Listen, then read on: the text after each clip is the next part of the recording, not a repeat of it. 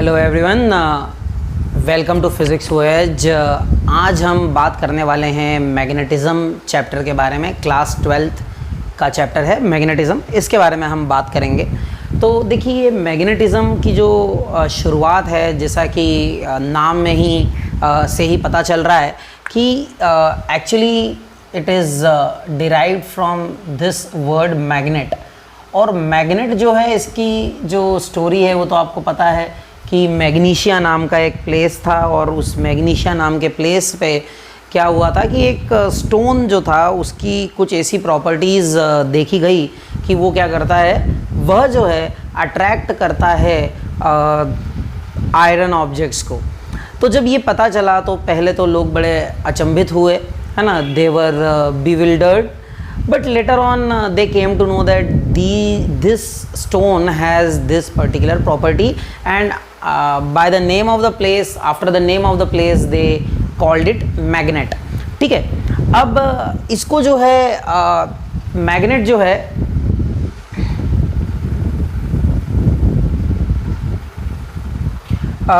इसे actually magnesia से जो निकाला गया था उसके कारण कहा जाता है। अब एक सबसे जो प्रचलित, सबसे ज़्यादा जो मैग्नेट यूज़ में होता है वह होता है बार मैग्नेट, है ना। इस तरह से होता है ये बार मैग्नेट, ठीक है।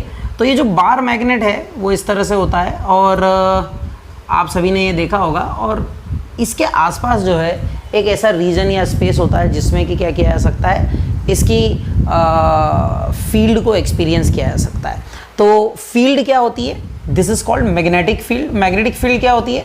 मैग्नेटिक फील्ड एक ऐसा रीजन या स्पेस होता है मैग्नेट के बाहर और उसके अंदर भी, कि उसमें क्या किया जा सकता है, उसमें मैग्नेट जो है उसके इन्फ्लुएंस को एक्सपीरियंस किया जा सकता है। Its influence can be experienced by the other magnet और अदर मैग्नेटिक मटेरियल्स, ठीक है। तो दूसरे मैग्नेट या मैग्नेटिक मटेरियल्स को वो क्या करता है, अट्रैक्ट करता है मैग्नेट, और यह जो है इसे कहा जाता है मैग्नेटिक फील्ड। इस रीजन को कहा जाता है मैग्नेटिक फील्ड, ठीक है।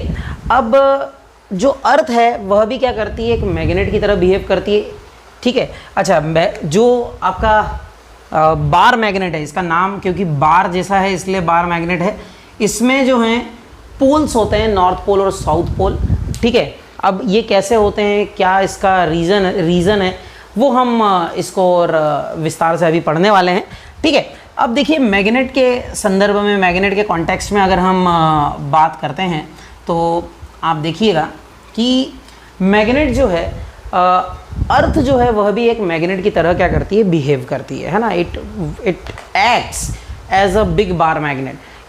और इसका सबसे बड़ा प्रूफ क्या है, इसका सबसे बड़ा प्रूफ ये है कि अगर आप एक क्या करते हैं, बार मैग्नेट लेते हैं और इस बार मैग्नेट को फ्रीली सस्पेंड कर देते हैं, ओके। अगर आप इस बार मैग्नेट को फ्रीली सस्पेंड कर देते हैं तो फ्रीली सस्पेंड करने पर बार मैग्नेट जो है वो हमेशा अलाई करता है नॉर्थ साउथ डायरेक्शन में, जोग्राफिकल नॉर्थ साउथ डायरेक्शन में अलाई करता है ना। जो पोल जोग्राफिकल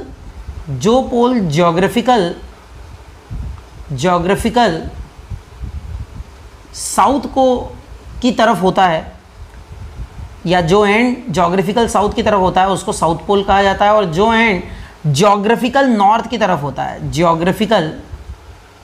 जोग्राफिकल नॉर्थ की तरफ होता है, उसे क्या कहा जाता है, नॉर्थ पोल कहा जाता है। तो इस तरह से ये जो है मैग्नेट के डिफरेंट क्या होते हैं, पोल्स होते हैं। और कहाँ से नाम आया है, जो साउथ को शो करता है वह जोग्राफिकल साउथ को जो शो करता है वह मैग्नेट का साउथ पोल हो गया, और जो जोग्राफिकल नॉर्थ को शो करता है वह मैग्नेट का क्या हो गया, नॉर्थ पोल हो गया। एज सिंपल एज दैट, ठीक है। अच्छा, इसके बाद में जो है हर एक मैग्नेट जो है इसकी प्रॉपर्टी होती है कि वो स्मॉल पीसेस, आयरन, निकल, कोबाल्ट, इनके जो स्मॉल पीसेस होते हैं उनको क्या करता है, वह अट्रैक्ट करता है। यह मैग्नेट की क्या होती है, प्रॉपर्टी होती है, ठीक है। इसके बाद में डायरेक्शनल प्रॉपर्टी, ये जो रहता है ना, इसको हम directional property of the magnet कहते हैं ना। This is called directional property of the magnet. जो मैग्नेट के जो पोल्स होते हैं वह मैग्नेट में थोड़े से अंदर की तरफ होते हैं, है ना। मतलब जैसे मान लीजिए ये मैग्नेट की लेंथ है तो पोल जो है वो यहाँ थोड़े से अंदर की तरफ होते हैं, ठीक है ना। तो इनके बीच की जो डिस्टेंस होती है इसको कहा जाता है magnetic length. Okay, distance between the poles of the magnet, it is called magnetic length. और ये जो होती है उसकी क्या है, ये उसकी ज्योमेट्रिक लेंथ है। क्या है, ज्योमेट्रिक लेंथ है। और जो मैग्नेटिक लेंथ होती है, मैग्नेटिक लेंथ जो होती है पोल्स की, वह 6/7 टाइम्स होती है उसके ज्योमेट्रिकल लेंथ के, ठीक है। 6/7 टाइम्स होती है उसकी ज्योमेट्रिकल लेंथ के, ठीक है। तो ये एक बहुत महत्वपूर्ण बात है। अच्छा, इसके अलावा कुछ और बेसिक क्या हैं, डेफिनेशंस हैं, कुछ बेसिक टर्म्स हैं मैग्नेट के कॉन्टेक्स्ट में जो कि हमें पता होना चाहिए, वो मैं आपसे डिस्कस कर लेता हूँ। वो बिल्कुल बेसिक टर्म्स हैं जो आपको पता होना चाहिए। जैसे एक है जिसको कहते हैं हम equatorial line of the magnet, है ना, equatorial line of the magnet. तो देखिए इक्वेटोरियल लाइन जो होती है वो क्या होती है कि जैसे अगर आपने कोई मैग्नेट लिया, ठीक है, ये आपने एक मैग्नेट लिया और इस मैग्नेट का जैसे ये नॉर्थ साउथ ले लिया और यहाँ पर ये लेंथ है और ये जो परपेंडिकुलर लाइन आपने बनाई है ना, जो कि उसके सेंटर से होकर जा रही है, ऐसी परपेंडिकुलर लाइन जो आपने ड्रॉ की है, ये जो परपेंडिकुलर लाइन है जो आपने ड्रॉ की है, this perpendicular line which you have actually drawn, this is called equatorial line. इसे क्या कहा जाता है, इक्वेटोरियल लाइन कहा जाता है, इक्वेटोरियल लाइन कहा जाता है, ठीक है ना। This is the equatorial line, clear है।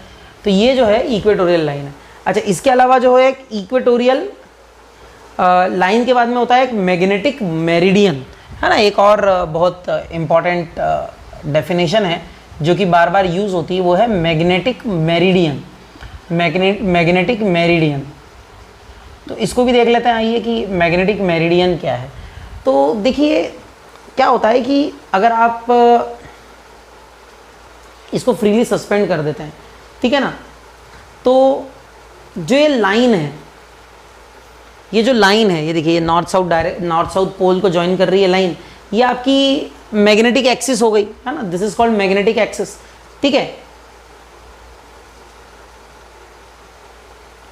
अब इससे अगर आप एक इस तरह से परपेंडिकुलर प्लेन ड्रॉ कर देते हैं, इस तरह से, है ना, ये ऐसा एक परपेंडिकुलर प्लेन ड्रॉ कर देते हैं, देखिए, ठीक है, ये जो कि जिसमें क्या है, इस परपेंडिकुलर प्लेन में ये लाइन शामिल है, इसमें इंक्लूडेड है। तो ये जो परपेंडिकुलर प्लेन है इसे कहा जाता है magnetic meridian. Okay, this vertical plane which is actually perpendicular to this north south line, okay, magnetic line और magnetic axis, this perpendicular plane is called magnetic meridian. इसे क्या कहा जाता है, मैग्नेटिक मेरिडियन कहा जाता है, ठीक है। इसके अलावा कुछ बेसिक प्रॉपर्टीज़ हैं, जैसे आपको पता है कि लाइक पोल्स जो होते हैं वो रिपेल करते हैं और अनलाइक पोल्स जो होते हैं वो अट्रैक्ट करते हैं। ये तो बहुत ही बेसिक प्रॉपर्टीज़ हैं, तो वो मैं 12th लेवल पर डिस्कस करने की ज़रूरत नहीं है उनको, ठीक है। चलिए, इसके बाद में फोर्स ऑफ अट्रैक्शन और रिपल्शन जो होता है ना, वो दो मैग्नेट्स के पोल्स के बीच में या उनकी पोल स्ट्रेंथ्स M1 और M2 अगर हैं, मान लीजिए कि दो पोल स्ट्रेंथ्स हैं M1 और M2 और वो डिस्टेंस R पर सिचुएटेड है, ठीक है। अगर M1 और M2 दो पोल्स हैं जिनकी पोल स्ट्रेंथ्स M1 M2 जो है वो पोल स्ट्रेंथ्स है दो पोल्स की, और उनके बीच की डिस्टेंस अगर स्मॉल r है, तो जो फोर्स होता है, मैग्नेटिक फोर्स जो होता है, वह डायरेक्टली प्रोपोर्शनल होता है product of their pole strengths, and magnetic force is inversely proportional to square of distance between them. Magnetic force is directly proportional to product of the pole strengths and inversely proportional to the square of distance between them.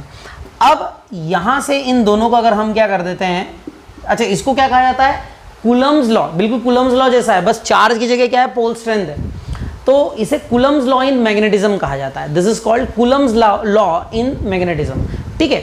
आगे हम बात करते हैं कि अगर इनको combine कर देते हो जाएगा F is proportional to M1 M2 upon R square. F is proportional to M1 M2 upon R square. ठीक है। अब अगर मैं एक कांस्टेंट लगा दूंगा, अगर मैं प्रोपोर्शनलिटी साइन हटा देता हूं तो ये कांस्टेंट k आ जाता है और ये हो जाता है m1 m2 upon R square, ठीक है, m1 m2 upon R square. यहाँ पर जो k है, ये SI यूनिट में जो k है उसकी वैल्यू होती है mu not upon 4 pi, okay, उसकी वैल्यू होती है म्यू नॉट अपॉन 4 पाई। अब हम k की वैल्यू यहाँ रख देते हैं तो ये हो जाता है this implies f is equal to mu not upon 4 pi m1 m2 upon R square, ठीक है।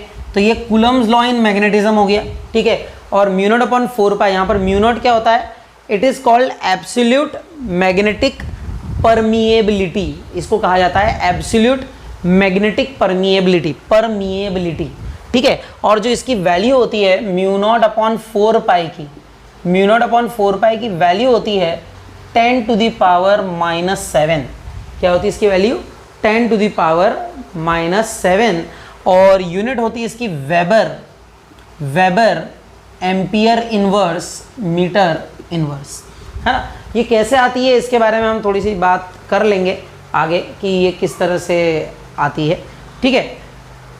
तो यह है कूलम्स लॉ इन मैग्नेटिज्म। अब देखिए अगली जो प्रॉपर्टी होती है वो ये बोलती है कि अगर आप कोई मैग्नेट लेते हैं और उस मैग्नेट को अगर आप क्या कर देते हैं, दो पार्ट्स में ब्रेक कर देते हैं, ठीक है। तो पहले ये क्या था, नॉर्थ साउथ था, अब ये ब्रेक कर देंगे तो ये फिर से जो है वह जो ये सेपरेट मैग्नेट्स हैं उनके भी क्या हो जाएंगे, नॉर्थ साउथ पोल्स बन जाएंगे इस तरह से। आई बात समझ, क्लियर है, नॉर्थ साउथ पोल बन जाएंगे, ठीक। अब अगर आप इसको और फर्दर ब्रेक कर दें तो ये क्या हो जाएगा, आप देखिए नॉर्थ साउथ इस तरह से और इस तरह से बन जाएंगे, ठीक है। फर्दर ब्रेक करने पे ये सा हो जाएगा। और अगर फर्दर आप ब्रेक करते जाएंगे तो आप लास्ट में आपको क्या मिलेगा, इसका जो इस प्रोसेस का जो एंड है, एंड रिजल्ट क्या होगा, इसका एंड रिजल्ट ये होगा कि आपको एक एटम मिल जाएगा, है ना, you will get an atom. अब अगर आप एक सिंगल एटम की बात करते हैं, okay, if you talk about a single atom, तो ये एटम भी जो है, यह एक सिंगल एटम भी जो है वह एक मैग्नेट की तरह क्या करता है, एक्ट करता है। इसमें भी क्या होते हैं, एक नॉर्थ पोल और साउथ पोल पाए जाते हैं, है ना, इसमें भी नॉर्थ और साउथ पोल पाए जाते हैं। कहने का मतलब क्या है, कहने का मतलब यह है कि a single magnetic pole is never possible. If you will get a magnet you will always get it in dipoles, है ना, आपको डायपोल तो मिलेगा ही मिलेगा, है ना। मोनोपोल जो है, monopole is not possible, monopole आपके लिए संभव नहीं है। For monopole it means that a single magnetic pole you will never get, because the basic unit of the matter, which is an atom, that also possesses a monopole, possesses a dipole, not a monopole, and that's why magnetic monopole is not possible. Magnetic monopole जो है इसलिए संभव नहीं है, ठीक है। इतना I hope कि आप सभी को समझ में आ रहा होगा कि मैग्नेटिक मोनोपोल पॉसिबल क्यों नहीं है, ठीक है। आगे अब बात करते हैं, हम इसके आगे की बात करते हैं। इसके आगे अब आप देखिए कि मैग्नेट जो होता है उसमें इंडक्टिव प्रॉपर्टी होती है, वो इंड्यूस कर सकता है प्रॉपर्टी मैग्नेटिज्म को। यानी कि कहने का मतलब ये है कि अगर आप क्या करते हैं कि एक मटेरियल लेते हैं, एक आयरन की पिन ले लेते हैं या स्टील पिन ले लेते हैं और उसको क्या करते हैं, अगर उसको मैग्नेट को रब करते हैं, एक ही डायरेक्शन में उसको रब करते जाते हैं, तो आप देखेंगे कि वो भी मैग्नेटाइज्ड हो जाता है ना, इवन इट गेट्स मैग्नेटाइज्ड। आई बात समझ में। तो कहने का मतलब यह है कि आप मैग्नेटिज्म को इंड्यूस्ड कर सकते हैं, यू कैन इंड्यूस मैग्नेटिज्म। अच्छा, एक और बहुत महत्वपूर्ण सी बात है जो कि हालांकि लोअर क्लासेस में भी बताई जाती है कि रिपल्शन जो होता है, repulsion is the surest test of magnetism. Repulsion जो होता है वह श्योरेस्ट टेस्ट होती है मैग्नेटिज्म की। मतलब मैग्नेटिज्म को टेस्ट करना है तो रिपल्शन से ही हो पाएगा। जैसे मान लीजिए कि आपने कोई एक मटेरियल लिया है ना, मान लीजिए ये लिया, और आपको बताना है कि मैग्नेट है या नहीं, ठीक है। अब पता नहीं है आपको, आपने क्या किया, मान लीजिए कि आपने एक मैग्नेट लेके आए इसके पास में और जैसे ही इसके पास में लाए तो ये अट्रैक्ट कर गया। अगर ये अट्रैक्ट कर गया तो अब देखो आप मान लीजिए नॉर्थ पोल लेकर आए थे, ठीक है, तो ये अट्रैक्ट कर गया, तो अब इसमें दो पॉसिबिलिटीज़ हैं। आपको क्या बताना है कि ये मैग्नेट है या नहीं है ना। अब इसमें दो पॉसिबिलिटीज़ है, हो सकता है कि ये जो हो साउथ पोल हो और ये नॉर्थ पोल हो और इसलिए क्या हो रहा है, इनमें अट्रैक्शन हो रहा, ठीक है। पर ऐसा भी तो हो सकता है कि जो आपने जब ये लाए, अब ये मैग्नेट नहीं था, या जो दूसरा वाला था ये मैग्नेट नहीं था, परंतु ये क्या था, ये एक मैग्नेटिक मटेरियल था, है ना। मान लीजिए आयरन का बार था ये छोटा सा, ये अगर आयरन बार था तब भी क्या होगा, ये अट्रैक्ट करेगा, है ना, ये मैग्नेट उसको अट्रैक्ट करेगा। तो आप बता नहीं पाओगे कि ये मैग्नेट था या आयरन का बार था, क्योंकि दोनों ही केसेस में अट्रैक्ट हो रहा है। लेकिन अगर मान लीजिए कि आप ये आयरन का बार, ये जो है ये मटेरियल रखा है आपने और इसके पास में मैग्नेट लेके आए, लेकिन ये जो है क्या हो गया, ये रिपेल कर गया। देखिए ये नॉर्थ है, ये साउथ है और ये रिपेल कर गया। अगर ये रिपेल कर गया तो इसका सीधा सा मतलब है कि यहां पर ये क्या था, नॉर्थ पोल था, तभी ये रिपेल किया होगा। और इससे ये प्रूव हो जाएगा कि ये जो है ये क्या है, मैग्नेट ही था। तो मैग्नेटिज्म का जो श्योरेस्ट टेस्ट है वो क्या है, मैग्नेटिज्म का श्योरेस्ट टेस्ट जो है वह रिपल्शन है। And that's why it is said that repulsion is the surest test of magnetism. अब देखिए मैग्नेटिक फील्ड जो होती है किसी मैग्नेट के आसपास, उस मैग्नेटिक फील्ड को एक्चुअली देखिए कॉन्सेप्ट ऑफ मैग्नेटिक फील्ड जो है, यह कॉन्सेप्ट जो है वह कॉइन की थी माइकल फेराडे ने। Michael Faraday was a brilliant scientist, okay. तो माइकल फेराडे जो था उसका इमेजिनेशन पावर बहुत ज़्यादा था और उसने ये सजेस्ट किया कि मैग्नेट जो होते हैं उसके आसपास जो होती है मैग्नेटिक फील्ड लाइंस होती हैं, है ना। उन्होंने बताया कि मैग्नेट के आसपास का जो रीजन है जिसे हम मैग्नेटिक फील्ड कहते हैं, जिसमें उसके इन्फ्लुएंस को एक्सपीरियंस किया जा सकता है, वह जो रीजन है उसे हम मैग्नेटिक फील्ड लाइंस की मदद से क्या कर सकते हैं, रिप्रेजेंट कर सकते हैं, ठीक है। और मैग्नेटिक फील्ड लाइंस को उन्होंने कैसे बताया, तो देखिए बताने का जो तरीका था वो बड़ा ही आसान था। उनका कहना था कि आप एक मैग्नेट लीजिए और उस मैग्नेट के आसपास अगर आपने एक कंपस रख दिया, तो जैसे अगर आपने यहाँ एक कंपस रख दिया तो कंपस का जो नॉर्थ पोल है इससे रिपेल करेगा। आप इसको मार्क कर लीजिए और फिर इस पॉइंट पर रख दीजिए। जैसे ही आप इस पर रखेंगे तो आप देखेंगे कंपस का नॉर्थ पोल फिर इस डायरेक्शन को शो करेगा। यहाँ मार्क करके अब इस पॉइंट पर रख दीजिए, कंपस का नॉर्थ पोल ऐसा शो करेगा। यहाँ मार्क करके शो करिए, ये यहाँ दिखाएगा। यहाँ मार्क करके इसको यहाँ रख दीजिए, इस तरह से दिखाएगा। यहाँ मार्क करके रख दीजिए, अब ये जो है ये इस तरह से दिखाएगा। यहाँ मार्क कर दीजिए, इस तरह से दिखाएगा। यहाँ मार्क करके रख दीजिए, ये अब इस तरह से दिखाएगा। यहाँ मार्क करके रख दीजिए, अब ये इस तरह से दिखाएगा। और फाइनली जो है ये इस तरह से अंदर चला है। तो ये जो है एक मैग्नेटिक फील्ड लाइन को हमने क्या किया है, रिप्रेजेंट किया है। ऐसे कई मैग्नेटिक फील्ड लाइंस को हम क्या कर सकते हैं, रिप्रेजेंट कर सकते हैं और उससे हम एक मैग्नेटिक फील्ड जो है मैग्नेट के अराउंड, उसको हम क्या कर सकते हैं, बता सकते हैं। तो इस तरह से आप मैग्नेटिक फील्ड लाइंस की मदद से magnetic field around a magnet क्या करते हैं, बताते हैं। अब बात ये आती है कि ये मैग्नेटिक फील्ड जो है ना, मैग्नेटिक फील्ड लाइंस जो हैं इनकी कुछ प्रॉपर्टीज होती हैं, है ना। तो आइए इनके बारे में हम बात करते हैं। बहुत इंपॉर्टेंट बात है, properties of magnetic field lines. अब ध्यान से समझिएगा, कुछ बहुत ही इंपॉर्टेंट प्रॉपर्टीज है मैग्नेटिक फील्ड लाइंस की जो आप सभी को पता होना चाहिए।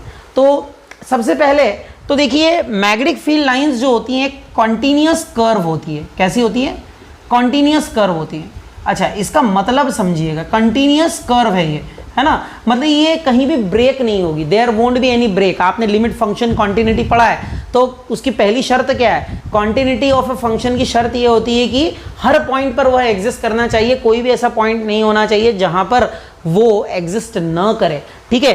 तो ये क्या है, कॉन्टिन्यूअस कर्व है ना, कॉन्टिन्यूअस कर्व है, ठीक है। और ये कंटिन्यूअस क्लोज्ड कर्व है ना, ये क्या है, कंटिन्यूअस क्लोज्ड कर्व है।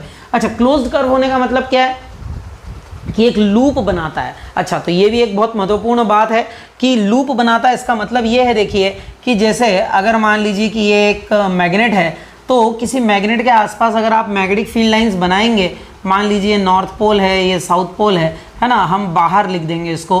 तो अगर आप मैग्नेटिक फील्ड लाइंस बनाएंगे तो देखिए यहाँ से ये इस तरह से निकला और ऐसे जाके ऐसा है, और अंदर जो है मैग्नेट में भी वो क्या करती हैं, एग्जिस्ट करती हैं। ऐसे अगर हम यहाँ से बाहर निकलते हैं तो तो ये इस तरह से जाएंगी और ये इस तरह से जाएंगी, ठीक है, इस तरह से जाएंगी, क्लियर है, और ये इस तरह से। अच्छा, इसके बाद में और बाहर से निकलेंगे, इस तरह से बाहर निकलेगी ये मैग्नेटिक फील्ड लाइंस, और इधर से देखेंगे तो ये इस तरह से बाहर निकलेंगी मैग्नेटिक फील्ड लाइंस, ठीक है, और ये अंदर की तरफ ये इस तरह से जाएंगी।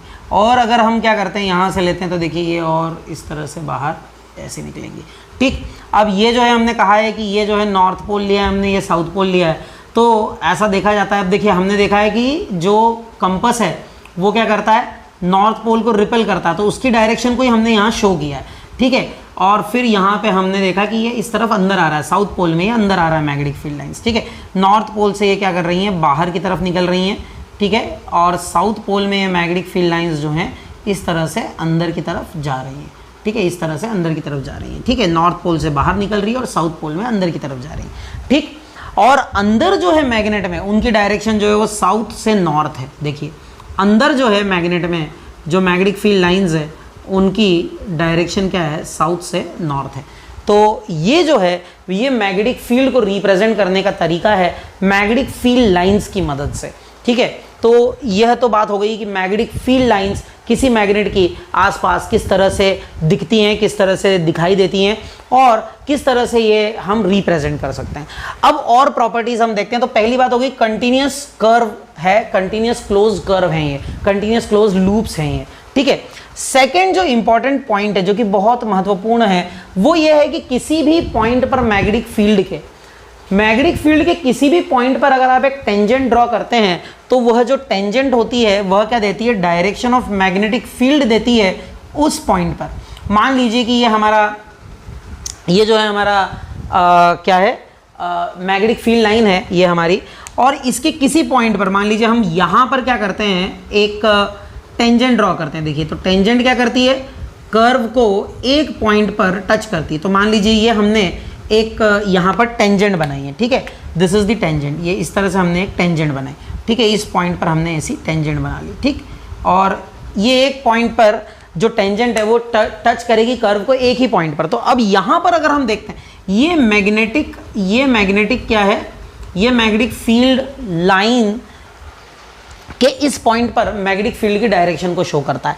Tangent drawn at any point of the magnetic field gives you the direction of the tangent, direction of the magnetic field at that point, ठीक है।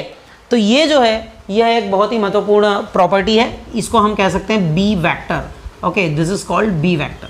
आई बात समझ में, मैग्नेटिक फील्ड वेक्टर को बी वेक्टर से डिनोट किया जाता है, ठीक।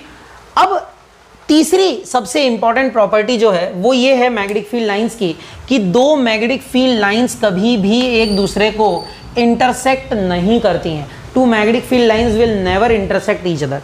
कहने का मतलब क्या है, कहने का मतलब ये है कि अगर मान लीजिए ये दो मैग्नेटिक फील्ड लाइंस हमने ले ली, ठीक है, और अगर हम इसको क्या कर रहे हैं, इंटरसेक्ट कर रहे हैं, ठीक है, तो ये ऐसा हो नहीं सकता है कि वो इंटरसेक्ट करें। मैग्नेटिक फील्ड लाइंस कभी इंटरसेक्ट नहीं करेंगे।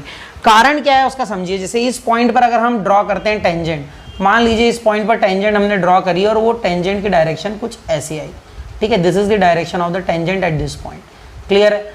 और अगर हम क्या करते हैं, अगर इस पॉइंट पर डायरेक्शन ड्रॉ करते हैं तो देखिए डायरेक्शन ऑफ टेंजेंट जो है वो इस तरह से होती है, ठीक है। तो ये दोनों जो हैं ये डायरेक्शन क्या है, टेंजेंट्स की हैं, ठीक है।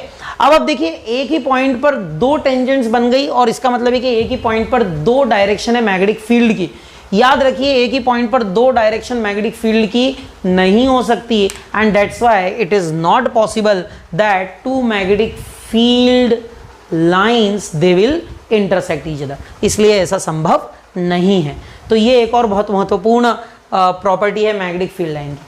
अगली प्रॉपर्टी जो है मैग्नेटिक फील्ड लाइन की वो ये है कि density of magnetic field lines in a region, magnetic field line की डेंसिटी किसी रीजन में जो है वह क्या बताएगी, वह बताएगी आपको कि मैग्नेटिक फील्ड स्ट्रेंथ क्या है। अगर डेंसर है मैग्नेटिक फील्ड किसी रीजन में तो इसका मतलब है कि मैग्नेटिक फील्ड बहुत स्ट्रांग है, और अगर वह रेयरर है तो इसका मतलब है कि मैग्नेटिक फील्ड जो है वह क्या है, it is not so strong. कहने का मतलब आप देखिए, आप ये मैग्नेटिक फील्ड लाइंस को देखिए, यहाँ पर आपको दो रीजन्स दिखाई दे रहे हैं, एक ये रीजन है और एक ये रीजन है। मैंने लगभग सेम एरिया का लेने की कोशिश की है। अब ये रीजन ए को देखिए और रीजन बी को देखिए, आपको सारी बातें स्पष्ट हो जाएंगी। रीजन ए की अगर मैं बात करूँ तो रीजन ए में आपको दिखाई दे रहा है कि रीजन ए में जो है वह डेंसिटी ज्यादा है, इसलिए जो मैग्नेटिक फील्ड की जो स्ट्रेंथ है वो रीजन ए में ज्यादा है as compare to magnetic field strength in region B. ठीक है, as compare to magnetic field in region B, and that's why we say that the intensity of magnetic field line in a region represent density of magnetic field lines in a region represent strength। तो यहाँ पर strength ज़्यादा होगी और इधर strength कम होगी। अच्छा, इसके अलावा अगर आप यूनिफॉर्म मैग्नेटिक फील्ड की बात करते हैं तो देखिए यूनिफॉर्म मैग्नेटिक फील्ड जो है उसको आप रिप्रेजेंट करते हैं पैरेलल इक्विडिस्टेंट लाइंस से। कैसे रिप्रेजेंट करते हैं? पैरेलल इक्विडिस्टेंट लाइन से। तो अगर आप क्या करते हैं, इस तरह से पैरेलल इक्विडिस्टेंट लाइन बनाते हैं तो ये जो है यह यूनिफॉर्म मैग्नेटिक फील्ड को रिप्रेजेंट करता है। This shows uniform magnetic field. Okay, ये क्या बताता है? यूनिफॉर्म मैग्नेटिक फील्ड को बताता है। अच्छा, इसमें एक और बात यहाँ याद रखिए कि ये जो है ये नॉन यूनिफॉर्म मैग्नेटिक फील्ड है। This is non uniform magnetic field. This is non-uniform magnetic field. ये जो है यह नॉन यूनिफॉर्म मैग्नेटिक फील्ड को क्या कर रहा है? रिप्रेजेंट कर रहा है। ठीक है, तो ये सारी प्रॉपर्टीज जो है मैग्नेटिक फील्ड लाइंस की हैं। ठीक है, और ये बहुत इंपॉर्टेंट प्रॉपर्टीज हैं किसी भी मैग्नेटिक फील्ड को डिफाइन करने के लिए। आई होप कि ये सारी प्रॉपर्टीज आपको समझ में आई होंगी। अब देखिए नेक्स्ट जो टॉपिक हमें देखना है वह है मैग्नेटिक डायपोल। तो जैसा कि नाम ही बता रहा है डाई यानी होता है दो, और पोल्स यानी पोल हैं। ठीक है, और मैग्नेटिक हैं, इसका मतलब है कि हम मैग्नेटिक पोल्स की बात कर रहे हैं। तो यहाँ पर मैग्नेटिक डायपोल जो है इसका मतलब होता है कि आपके पास में क्या है, दो मैग्नेटिक पोल्स मौजूद हैं। ठीक है, तो देखिए कोई भी मैग्नेट जो होता है वो डायपोल में ही हो सकता है। हमने पहले भी बात की थी कि मोनोपोल तो पॉसिबल है नहीं।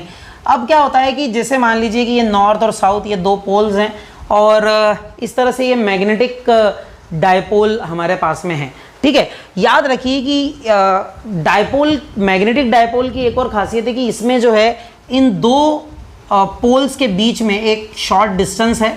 ठीक है, तो if two magnetic poles are separated by a short distance then this setup is called magnetic dipole. जैसे कि हमने इलेक्ट्रिक डायपोल के कॉन्टेक्स्ट में भी ऐसे ही बात की थी कि अगर दो इलेक्ट्रिक डायपोल हैं, इलेक्ट्रिक डायपोल का मतलब होगा कि दो इलेक्ट्रिक चार्जेस हैं, equal and opposite electric charges हैं, वो क्या हैं, अगर वो शॉर्टर डिस्टेंस अपार्ट हैं तो उन्हें हम क्या कहते हैं, उन्हें हम इलेक्ट्रिक डायपोल कहते हैं। इसी तरह मैग्नेटिक डायपोल में क्या हो जाएगा कि अगर दो मैग्नेटिक पोल्स हैं और वो जो हैं अपोजिट मैग्नेटिक पोल्स एक शॉर्ट डिस्टेंस अपार्ट है तो इसे हम मैग्नेटिक डायपोल कहते हैं। याद रखिए कि इसकी जो स्ट्रेंथ होती है उसे मैग्नेटिक पोल स्ट्रेंथ कहा जाता है। क्या कहा जाता है? मैग्नेटिक पोल स्ट्रेंथ कहा जाता है। याद रखिए कि जो मैग्नेटिक पोल स्ट्रेंथ है इसको डिनोट किया जाता है कैपिटल एम वेक्टर से। किससे कहा जाता है? कैपिटल एम वेक्टर से। और ये होता है स्मॉल एम, यानी कि किसी भी दोनों में से किसी भी एक पोल की स्ट्रेंथ मल्टीप्लाइड बाय 12 वेक्टर। अब ये 12 वेक्टर जो है यह एक्चुअली आपको मैग्नेटिक लेंथ बताता है ना, ये जो लेंथ है ये बता रहा है। ठीक है, अब इसमें बात एक और है कि ये इसकी डायरेक्शन क्या होती है। तो याद रखिए कि इसकी जो डायरेक्शन होती है वो हमेशा साउथ से नॉर्थ होती है। ओके, आप चाहें तो इसको साउथ लिख दीजिए। इसमें जो है मैग्नेटिक पोल स्ट्रेंथ नहीं है, ये मैग्नेटिक डायपोल स्ट्रेंथ है। बेसिकली ये मैग्नेटिक डायपोल मोमेंट है। It is called magnetic dipole moment. जैसे हम इलेक्ट्रिक डायपोल मोमेंट कहते हैं वैसे ही मैग्नेटिक डायपोल मोमेंट होता है। और ये जो है मैग्नेटिक डायपोल मोमेंट ये बताता है strength of a magnetic dipole, कि कोई मैग्नेटिक डायपोल जो है वो कितना शक्तिशाली है, उसकी स्ट्रेंथ क्या है। और याद रखिए कि ये जो है इसकी डायरेक्शन हमेशा साउथ से नॉर्थ होती है। डिफॉल्ट सेटिंग साउथ से नॉर्थ इसकी डायरेक्शन होती है। ठीक है, अब इसका जो यूनिट होती है, देखिए जो पोल स्ट्रेंथ है ना इसकी यूनिट होती है एम्पियर मीटर। ठीक है, और मल्टीप्लाइड बाय एक और मीटर आ जाएगा तो ये एम्पियर मीटर स्क्वायर हो जाएगा। So the pole strength is the unit of magnetic dipole moment is ampere metre square. I hope this is clear to you. Thank you. Friends, आज हम पढ़ने वाले हैं कि कोई मैग्नेट है, बार मैग्नेट है, उसके एक्सियल पॉइंट पर कैसे हम मैग्नेटिक फील्ड इंटेंसिटी फाइंड कर सकते हैं। तो यहाँ पर हमने कंसिडर किया है ये एक बार मैग्नेट है और साउथ पोल और नॉर्थ पोल ये इस तरह से दिए हुए हैं और इसके एक्सिस पर एक पॉइंट सिचुएटेड है। This is a point which is situated on the axis of the bar magnet and this is point P, and at this point P we have to find the magnetic field intensity. Okay, तो इस point पर magnetic field intensity किस तरह से find करेंगे इसके बारे में हम बात कर रहे हैं। मान लेते हैं कि इसकी जो मैग्नेटिक लेंथ है वह कितनी है। Let its magnetic length is 2L। इसकी मैग्नेटिक लेंथ कितनी है, 2L है, ठीक है। और इनकी जो पोल स्ट्रेंथ्स हैं, पोल स्ट्रेंथ्स दोनों की सेम होती हैं, तो पोल स्ट्रेंथ्स हम m स्मॉल m कंसिडर कर लेते हैं, ठीक है। अब आप देखिए, आपको पता है पोल्स जो होते हैं थोड़े से पीछे होते हैं, तो ये इस तरह से हमने ये इसको बना दिया है, ठीक है। और अब यहाँ पर एक ये सेंटर हमने ले लिया, ये पॉइंट O है, ठीक है। सेंटर पॉइंट यहाँ पर O है, ठीक है। अब इस पॉइंट P पर हमें क्या करना है, मैग्नेटिक फील्ड इंटेंसिटी फाइंड करना है। तो मैग्नेटिक फील्ड इंटेंसिटी फाइंड करने का जो तरीका होता है वह क्या होता है, मैग्नेटिक फील्ड इंटेंसिटी फाइंड करने का तरीका यह होता है कि आप यहाँ पर एक इमेजिनरी नॉर्थ पोल मान लेते हैं और जिसकी पोल स्ट्रेंथ क्या होती है, यूनिट होती है, और इस पर हम फोर्सेस निकालते हैं, इस पर हम मैग्नेटिक फील्ड इंटेंसिटीज निकालते हैं due to both, okay, south pole और नॉर्थ पोल। और फिर उसका क्या करते हैं, फिर उसे हम क्या करते हैं, उसका रिजल्टेंट निकालते हैं, और ये जो रिजल्टेंट होता है this will give you the resultant magnetic field at the axial point of the magnet, ठीक है। तो इस तरह से हमें करना है। तो हम अज्यूम कर लेते हैं यहाँ पर कि ये जो सेंटर है O पॉइंट, यहाँ से इस पॉइंट की जो डिस्टेंस है वो कितनी है, स्मॉल d है, ठीक है। इसको थोड़ा सा इधर मान लेते हैं हम, ताकि हमें जो है स्पेस भी मिल जाए डिराइव करने के लिए। तो ये यहाँ पर स्मॉल d डिस्टेंस इसकी मान लेते हैं, ठीक है। अब आगे बढ़ते हैं। आगे जो है अब हमें क्या करना है, हमें एक एक पॉइंट पर इस पॉइंट पर मैग्नेटिक फील्ड इंटेंसिटी फाइंड करनी है। सबसे पहले इस पोल, साउथ पोल S के कारण। तो आपको पता है यहाँ अगर आप नॉर्थ पोल रखेंगे यूनिट पोल स्ट्रेंथ का, तो क्या होगा, जो नॉर्थ पोल रहेगा यूनिट पोल स्ट्रेंथ का वो क्या करेगा, इस तरफ अट्रैक्ट करेगा। तो यहाँ पर इस तरफ जो है मैग्नेटिक फील्ड इंटेंसिटी जो होगी वह हो जाएगी B1, ओके। और अब जब ये वाला जो है ये पास में भी है और ये जब इसको नॉर्थ पोल को करेगा, देखिए ये भी नॉर्थ पोल है और यहाँ पर भी नॉर्थ पोल रखेंगे, तो ये रिपेल करेगा, और रिपेल जब करेगा तो यहाँ पर जो है ये अवे फ्रॉम दिस पोल जो रहेगा उसकी मैग्नेटिक फील्ड इंटेंसिटी होगी। और याद रखिए कि ये वाला एरो मैंने बड़ा बनाया, डेलिबरेटली मैंने बड़ा बनाया। इसका कारण ये है कि जो B2 है, B2 वेक्टर जो है यह जो है यह एक्चुअली मैग्नीट्यूड में बड़ा है, क्योंकि देखिए यहाँ पर इनकी पोल स्ट्रेंथ तो बराबर है लेकिन इसकी डिस्टेंस क्या है, कम है। और अगर डिस्टेंस कम है तो ऑब्वियसली क्या हो जाएगा, B2 जो होगा, मैग्नीट्यूड ऑफ B2 वेक्टर जो होगा वह क्या हो जाएगा, वह greater than magnitude of B1 vector होगा, ठीक है। यह एक बहुत महत्वपूर्ण बात है। अब जब इतनी बात हो गई है तो एक और बात कर सकते हैं हम कि इनका रिजल्टेंट की अगर हमें फाइंड करना है तो इनका जो रिजल्टेंट होगा वह हो जाएगा रिजल्टेंट BR लिख सकते हैं, जो कि actually magnetic field intensity at an axial point होगी, और वह हो जाएगी B2 minus B1, B2 minus B1। This is the direction, this is the resultant magnetic field intensity at this axial point. अब आप देखिए B1 और B2 की अगर हम वैल्यूज़ की बात करते हैं तो B1 जो है वह हो जाएगा μ0 अपॉन 4 पाई, ठीक है। M1 M2 upon R square होता है।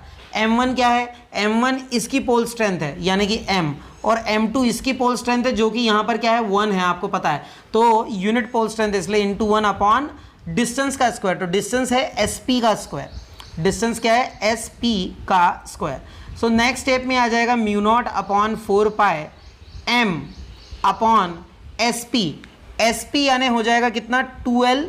देखिए SP जो है यह क्या हो जाएगा L प्लस D, देखिए D यहाँ तक है और L और ऐड हो जाएगा, तो ये हो जाएगा L या D प्लस L भी लिख सकते हैं आप, D प्लस L और इसका होल स्क्वायर, ठीक है। इसी तरह अगर आप मैग्नेटिक फील्ड इंटेंसिटी निकाल रहे हैं दूसरे के कारण, इसके कारण निकाल रहे हैं, है ना, तो ऑब्वियसली क्या हो जाएगा, ये B2 जो होगा ये हो जाएगा म्यू नॉट अपॉन 4 पाई, है ना। पोल स्ट्रेंथ तो दोनों की सेम है, पोल स्ट्रेंथ अगर दोनों की सेम है तो दोनों की पोल स्ट्रेंथ सेम होने पर हम क्या कर सकते हैं, हम लिख सकते हैं m, मतलब इसकी भी m है इसकी भी m है, तो हम m इंटू इसकी क्या है यूनिट पोल स्ट्रेंथ है तो वो हम 1 लिख देंगे, तो यहाँ पर m अपॉन आ जाएगा np स्क्वायर, क्या आ जाएगा np स्क्वायर। और अब आप देखिए np जो है np जो है उसको हम लिख सकते हैं d माइनस एल, तो नेक्स्ट स्टेप में आप लिख सकते हैं इसको mu naught upon 4 pi m upon d minus L square, ठीक है। अच्छा, अब इसके बाद आप इन दोनों को क्या कर सकते हैं, सॉल्व कर सकते हैं, इनकी वैल्यूज सब्स्टिट्यूट कर सकते हैं, तो ये हो जाएगा रिजल्टेंट मैग्नेटिक फील्ड जो होगी, रिजल्टेंट मैग्नेटिक फील्ड हो जाएगी B2 माइनस B1, ठीक है। और B2 माइनस B1 अगर हम करेंगे तो ये B2 है ये B1 है, आप इसको करिए सॉल्व, तो ये हो जाएगा mu not upon 4 pi, m भी कॉमन आ जाएगा, ठीक है। B2 क्या है, वह है m तो चला गया 1 upon d minus L whole square, तो ये हो जाएगा 1 upon d minus L whole square minus 1 upon d plus L whole square, ठीक है। अब इसको आप लिख सकते हैं म्यू नॉट अपॉन 4 पाई, ठीक है, m, और नेक्स्ट इसमें लिख देंगे अब आप d minus L whole square into d plus L whole square, ठीक है। और यहाँ आ जाएगा d plus L whole square, d plus L whole square minus d minus L का होल स्क्वायर, ठीक है। नेक्स्ट स्टेप, ये देखिए ये वही सिमिलर डेरिवेशन है जो कि आपने इलेक्ट्रिक डायपोल मोमेंट के केस में, इलेक्ट्रिक डायपोल मोमेंट जब हम पोल स्ट्रेंथ निकालते हैं, जब हम जब इलेक्ट्रिक फील्ड इंटेंसिटी निकालते हैं due to a dipole at an axial point, बिल्कुल सिमिलर डेरिवेशन है ये, ठीक है। अब आगे आप इसको सॉल्व कर सकते हैं बड़े आसानी से, B R is equal to mu not upon 4 pi, ठीक है। नीचे हम देखेंगे तो इसको d minus L into D plus L whole square लिख सकते हैं, तो ये हो जाएगा d square minus L square इसका होल स्क्वायर, ठीक है, इसका क्या हो जाएगा होल स्क्वायर हो जाएगा। और ये जो है d plus L whole square को ब्रेक करेंगे तो ये हो जाएगा d square plus L square plus 2dl, और यहाँ आ जाएगा माइनस का मल्टीप्लाई भी कर देंगे, minus d square minus L square plus 2dl, ठीक है। ये सब कैंसिल हो जाएगा, यहाँ बच जाएगा म्यू नॉट अपॉन 4 पाई। अच्छा, ये m यहाँ पर मैंने लिखा नहीं है तो ये m यहाँ लिखना ज़रूरी है, m लिख देंगे हम, और 2dl हो जाएगा 4dl, जिसको हम लिख सकते हैं 2 इंटू एम इंटू 2l, ठीक है, और एक d भी आएगा, ठीक है ना, डिवाइडेड बाय है d square minus L square, d square minus L square का होल स्क्वायर। फर्दर आप इसको सॉल्व कर सकते हैं बड़े आसानी से, तो इसको मैं हटा रहा हूँ, आगे अब आप सॉल्व करिए। तो यहाँ पर आप देखिए m इंटू 2l जो होता है इसको हम कैपिटल M लिख सकते हैं, तो ये हो जाएगा mu not upon 4 pi, mu naught upon 4 pi, m into 2l को हम लिख सकते हैं, अच्छा m लिख चुके हैं तो फिर नहीं लिखना, m इंटू 2l को लिख सकते हैं कैपिटल M, ये हो जाएगा 2md upon D square minus L square whole square, D square minus L square का होल स्क्वायर, ठीक है। अब आगे अगर हम बात करते हैं यहाँ पर, तो यहाँ पर आप बड़े आसानी से आप समझ सकते हैं कि अगर मैं यहाँ पर अज्यूम कर लूँ कि D square is greater than L square, ठीक है ना, तो ये डिस्टेंस ज़्यादा है अगर, तो आप लिख सकते हैं D square minus L square जो है वह इक्वलेंट टू क्या हो जाएगा, डी स्क्वायर हो जाएगा, D square minus L square is equivalent to D square हो जाएगा। तो अब आप नेक्स्ट स्टेप में क्या कर सकते हैं, बड़ी आसानी से आप इसको डी स्क्वायर लिख सकते हैं, तो ये बी आर जो है रिजल्टेंट मैग्नेटिक फील्ड जो है वो हो जाएगी म्यू नॉट अपॉन 4 पाई, ठीक है, और 2md अपॉन डी स्क्वायर का स्क्वायर हो जाएगा d टू द पावर 4, और ये कैंसिल हो जाएगा तो आ जाएगा d क्यूब। तो रिजल्टेंट मैग्नेटिक फील्ड जो होगी वह म्यू नॉट अपॉन 4 पाई 2m अपॉन डी क्यूब होगी, 2m upon D cube, okay. और ये जो होगी यह अवे फ्रॉम सेंटर होगी, या आप कह सकते हैं साउथ टू नॉर्थ है तो ये in the direction of magnetic dipole moment होगी, है ना। So it is in the direction of, या आप OP भी लिख सकते हैं, अलोंग OP, ये इसकी डायरेक्शन हो जाएगी, अलोंग OP ये इसकी डायरेक्शन है। इस तरह से आप इसे डिराइव कर सकते हैं, इस एक्सप्रेशन को डिराइव कर सकते हैं। I hope it is clear to you. अब हम डिराइव करने वाले हैं expression for magnetic field intensity at an equatorial point. एक इक्वेटोरियल पॉइंट है मैग्नेटिक डायपोल का, और उस पर हमें क्या करना है, उस पर हमें फाइंड करना है मैग्नेटिक फील्ड इंटेंसिटी को। तो आइए देखते हैं कैसे हम इसको फाइंड कर सकते हैं। अब इसके लिए फिर से आप सबसे पहले एक मैग्नेट कंसिडर करेंगे। तो हम मान लेते हैं कि एक बार मैग्नेट हमारे पास में है। इस तरह से यह बार मैग्नेट सिचुएटेड है, और यह साउथ पोल है, यह नॉर्थ पोल है। ठीक है, ये पोल्स थोड़े से अंदर होते हैं जैसा आपको पता है। ये हमने इसको इस तरह से ड्रॉ कर लिया। यहाँ ये जो है परपेंडिकुलर लाइन जो होती है, यह क्या है, यह परपेंडिकुलर लाइन जो है यह इक्वेटोरियल लाइन है। इस पॉइंट, ये पॉइंट P है जिस पर हमें क्या करना है, हमें फाइंड करना है मैग्नेटिक फील्ड इंटेंसिटी। अब यह करने के लिए हम क्या करते हैं, अब सबसे पहले तो आप देखिए कि यहाँ हम अज्यूम कर लेंगे कि एक क्या है, यूनिट नॉर्थ पोल सिचुएटेड है। इस पॉइंट पर there is a unit north pole which is situated. ठीक है, यहाँ पर एक यूनिट नॉर्थ पोल सिचुएटेड है, और इस पॉइंट पर मैग्नेटिक फील्ड इंटेंसिटी निकालना है। अगर तो यहाँ पर हम अज्यूम कर रहे हैं कि एक नॉर्थ पोल है, तो साउथ पोल नॉर्थ पोल को क्या करेगा, अट्रैक्ट करेगा। तो यहाँ पर जो फोर्स होगा या मैग्नेटिक फील्ड इंटेंसिटी की जो डायरेक्शन होगी वह किस तरफ लगेगी, वह इस तरफ लग रही होगी, है ना, इस तरह से नीचे की तरफ लग रही होगी। ठीक है, तो इस तरह से ये नीचे की तरफ मैग्नेटिक फील्ड इंटेंसिटी की डायरेक्शन लग रही होगी।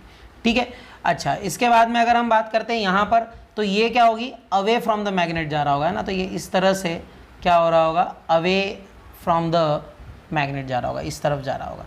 ठीक है, अब आप देखिए ये सेंटर है, और यहाँ ये जो लेंथ है, टोटल लेंथ कितनी है, 2L है। ठीक है, अगर टोटल लेंथ 2L है तो ये L और ये L हो जाएगी, और इसके बाद में यहाँ हम इसको D अज्यूम कर लेते हैं। ठीक है, तो यहाँ पर आप देखिए इसके कारण जो मैग्नेटिक फील्ड इंटेंसिटी है वो इस तरफ होगी। ठीक है, और इसको आप B1 कह सकते हैं, B1 वेक्टर कह सकते हैं, और इधर जो होगी ये इस तरफ होगी, ये B2 वेक्टर हो जाएगी। ठीक है, आप अज्यूम कर सकते हैं कि ये जो है एंगल थीटा है, तो ये भी एंगल थीटा होगा क्योंकि इक्वेटोरियल लाइन है। तो देखिए इक्वेटोरियल लाइन है, तो ये जो लाइन है ना, ये बिल्कुल सिमेट्रिकली सिचुएटेड होती है, और सिमेट्रिकली सिचुएटेड होती है तो यहाँ पर इस तरह से ये डिस्ट्रीब्यूशन होगा। अच्छा, इसके बाद आगे अगर हम बात करते हैं तो इसके पैरेलल हम यहाँ पर ये ड्रॉ कर देते हैं, इस तरह से ड्रॉ कर देते हैं इसके पैरेलल। अब आप देखिए ये एंगल थीटा है, तो ये एंगल भी थीटा होना चाहिए। ठीक है, सॉरी, ये एंगल थीटा है तो ये एंगल भी थीटा होना चाहिए। ये हो जाएगा ऑल्टरनेट इंटीरियर एंगल, और ये एंगल अगर थीटा है तो ये एंगल भी थीटा हो जाएगा। ये हो जाएगा, ये कॉरस्पॉन्डिंग एंगल हो जाएगा। ठीक है, बस अब इसको कंपोनेंट में डिवाइड कर दीजिए। एक बात और जो यहाँ पर बहुत महत्वपूर्ण है, ये जो डिस्टेंस है ये बराबर है, और ये डिस्टेंस भी बराबर है। इसी तरह ये डिस्टेंस और ये डिस्टेंस बराबर है, तो ये वाली जो डिस्टेंस होगी SP और NP ये बराबर होगी। इसके अलावा पोल स्ट्रेंथ जो हैं दोनों मैग्नेट्स की इक्वल हैं। पोल स्ट्रेंथ दोनों मैग्नेट्स की क्या है, इक्वल है। अगर दोनों मैग्नेट्स की पोल स्ट्रेंथ इक्वल हैं तो यहाँ पर मैग्नेटिक फील्ड इंटेंसिटी जो हम B1 B2 लिख रहे हैं, ये लिख भले ही रहे हैं लेकिन ये बेसिकली क्या है, इक्वल है। तो आप यहाँ लिख सकते हैं कि magnitude of B1 vector is equal to magnitude of B2 vector and let it be B, है ना। इसको हम अज्यूम कर लेते हैं, लेट इट बी B।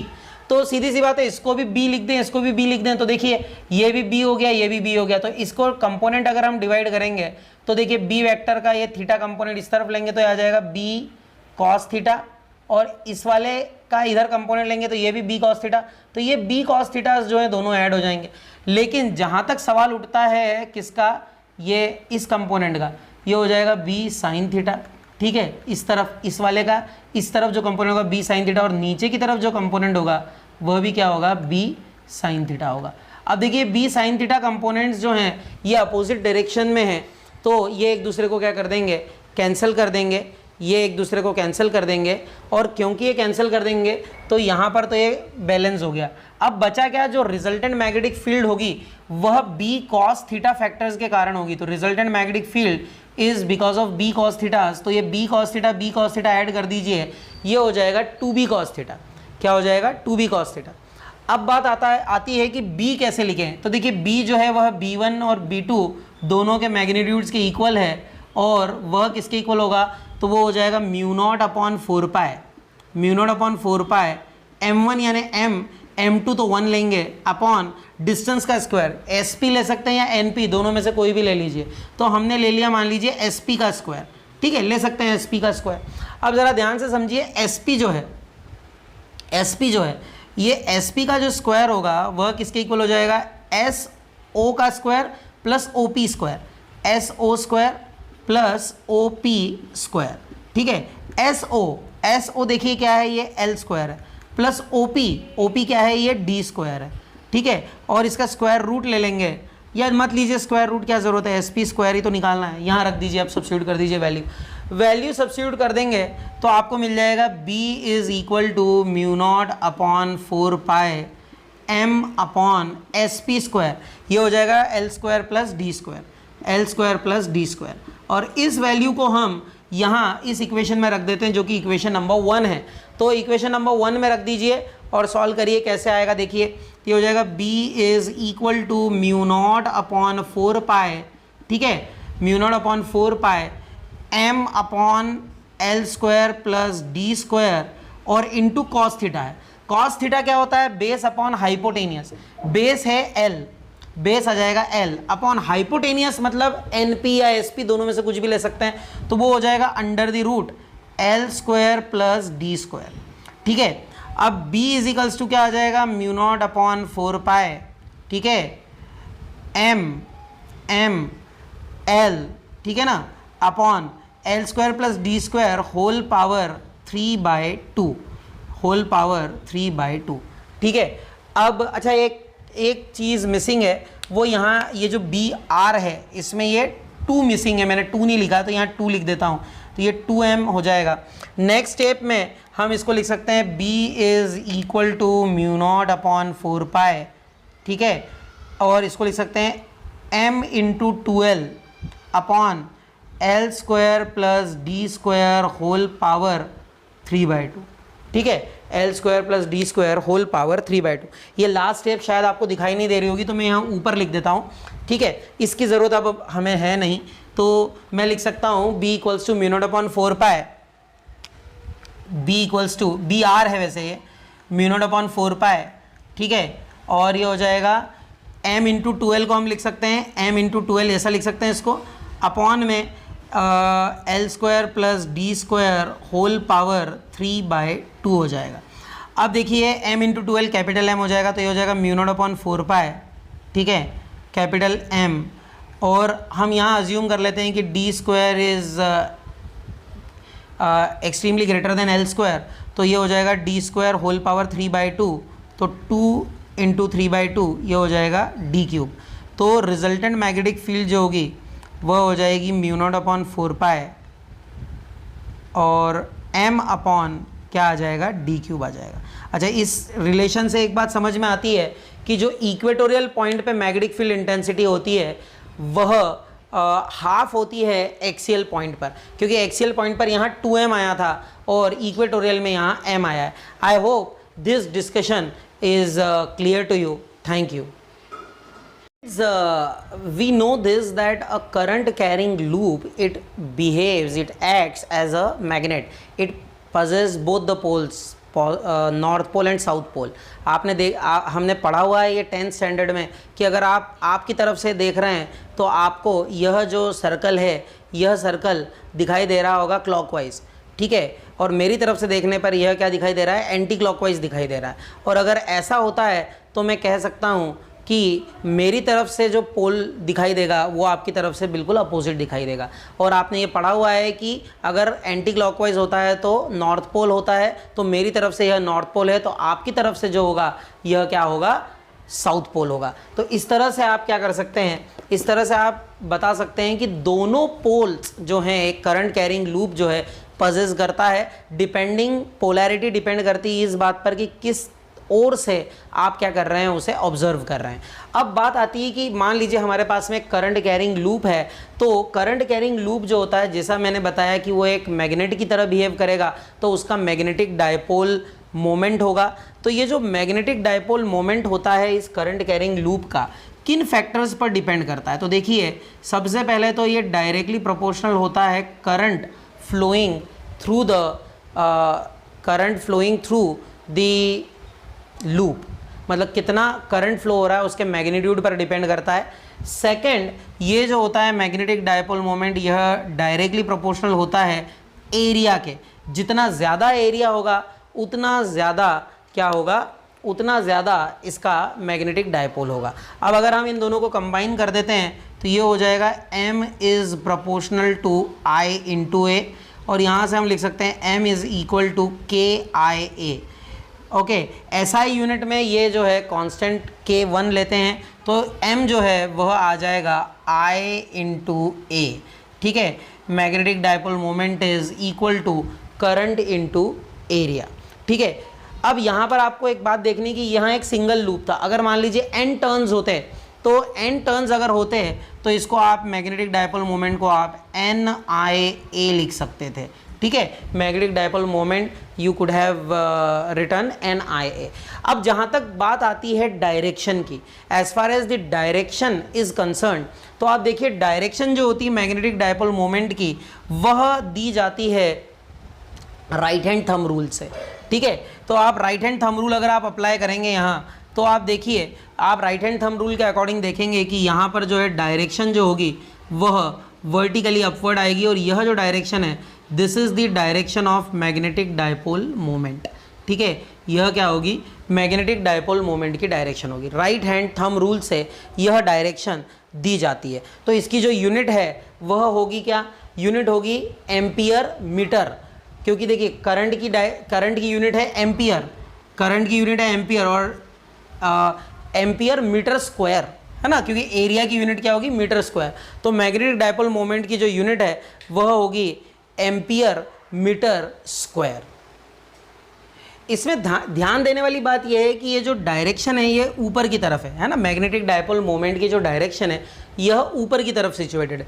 अगर ये करंट की डायरेक्शन जो है, अगर करंट की डायरेक्शन अपोजिट होती, मतलब मान लीजिए कि ये जैसे इस तरह, ये इस तरफ है, अगर मतलब ये क्या है क्लॉकवाइज है अगर करंट की डायरेक्शन, तो क्लॉकवाइज करंट की डायरेक्शन में आप अगर राइट हैंड थंब रूल लगाते हैं तो मैग्नेटिक डायपोल मोमेंट की डायरेक्शन जो है वह क्या आती, वह वर्टिकली डाउनवर्ड्स आ जाती। ठीक है, तो इस तरह से आप मैग्नेटिक डायपोल मोमेंट जो है समझ सकते हैं। बहुत इंपॉर्टेंट कॉन्सेप्ट है यह फिजिक्स में, क्योंकि मैग्नेटिक डायपोल मोमेंट से ही आप बता सकते हैं कि जो इलेक्ट्रॉन रिवॉल्व करता है ऑर्बिट में न्यूक्लियस के अराउंड, वह भी एक करंट लूप की तरह होता है, उसका भी क्या होता है, अपना एक डायपोल मोमेंट होता है, मैग्नेटिक डायपोल मोमेंट होता है।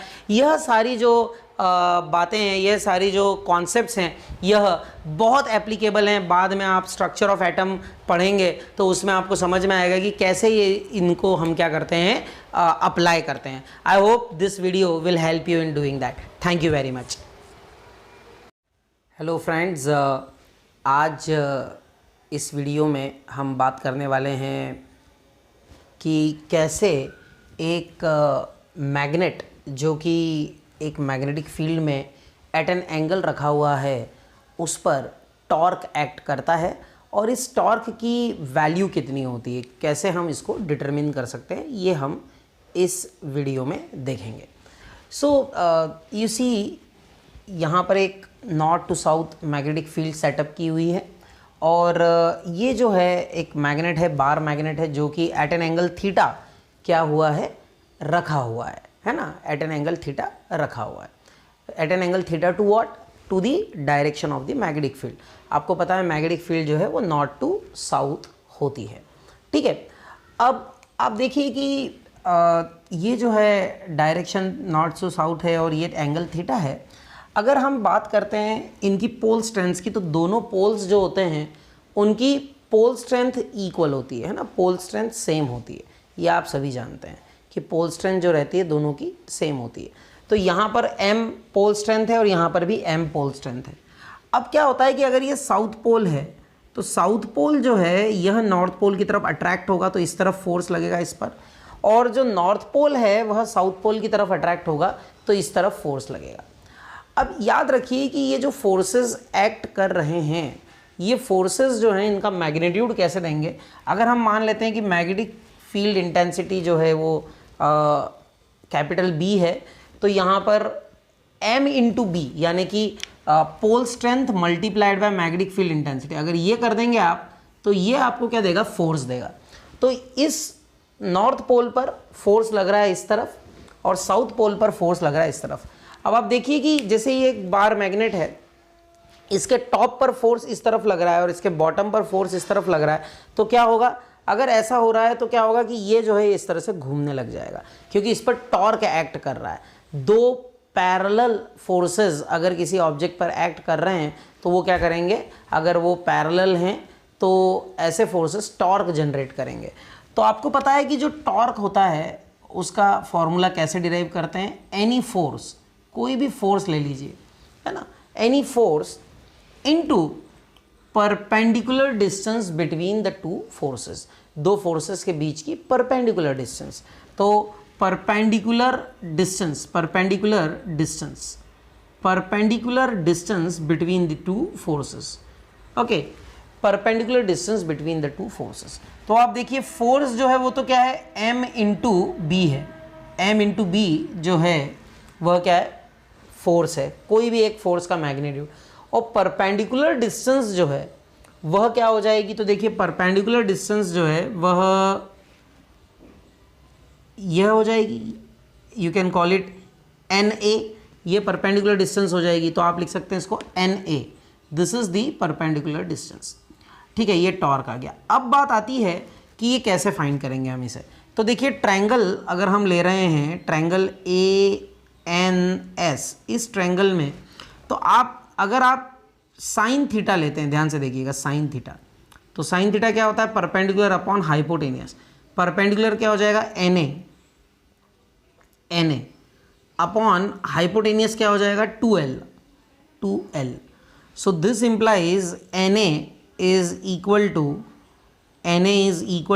2L sin theta, NA is equal to 2L sin theta।